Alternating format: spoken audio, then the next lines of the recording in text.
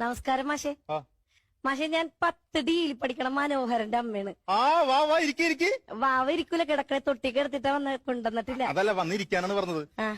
മാഷ് കൊച്ചിനോട് പറഞ്ഞെന്ന് പറഞ്ഞ അമ്മേനെ വിളിച്ചിട്ട് വന്നിട്ട് സ്കൂളിൽ കയറിയാൽ മതി. എന്താണ് എന്തെങ്കിലും പ്രശ്നം ഉണ്ടാക്കിയവൻ? മനോഹരന് ഈ സ്കൂളിൽ പ്രശ്നം ഉണ്ടാക്കിയേ. ഒരു 1500 കുട്ടികൾ ഈ സ്കൂളിൽ പഠിക്കുന്നുണ്ട്. ഈ 1500 കുട്ടികള് ഇത്രയും മെനകെട്ട ഒരു ചെക്കൻ ഇവനെങ്ങനെ നിങ്ങൾ വളർത്തുന്നത്? അത് ഞാൻ കാലത്ത് കൊച്ചിന് കട്ടൻ ചായയിൽ ഹോർലിക്സ് ഇട്ട് കൊടുക്കും. 10 മണിക്ക് പുട്ടും മുട്ടക്കറി, ഉച്ചക്ക് ചോറ് മീൻ വറുത്ത്, വൈകുന്നേരം 3 മണിക്ക് ചായ ചെറുകടി, രാത്രി കഞ്ഞി ചുട്ട പപ്പടം. ഇത്രയും കൊടുത്താണ് ഞാൻ എന്റെ കൊച്ചിനെ വളർത്തുന്നത്. അവനെ ഇതൊന്നും കൊടുത്തല്ല വളർത്തേണ്ടത്. പിന്നെ നല്ല പച്ച പുല്ല് വേണം കൊടുക്കാനായിട്ട്. പുല്ല പോത്തണവൻ തനി പോത്ത്.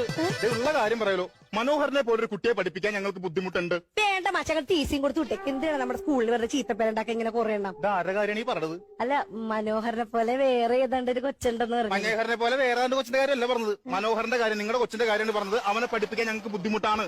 അതിനു വേണ്ട എന്ത്